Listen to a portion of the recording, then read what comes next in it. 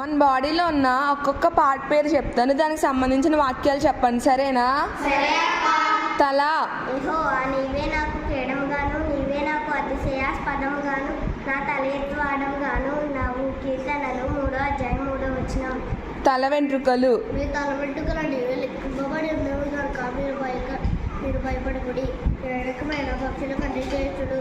మత్తయి 10వ అధ్యాయం 30వ వచనం. కన్నులు. నేను పిండమున ఉండగా నీ కొమ్ములు నన్ను చూచును. కీర్తనలు 139వ అధ్యాయం 16వ వచనం. ముక్కు. దేవుడైన యెహోవా నేలమట్టితో నరుని నిర్మించి నాసికారంధ్రంలో నుండి జీవాయువుగా నరుడు జీవాత్మ ఆయను. ఆదికాండము 2వ అధ్యాయం 7వ వచనం. నోరు. యెహోవాకు చేత ఆకాశము కలిగెను, ఆయన ఊపిరి చేత వాటి సర్వసమూహము కలిగెను. కీర్తన 33వ అధ్యాయం 6వ వచనం. నాలుక.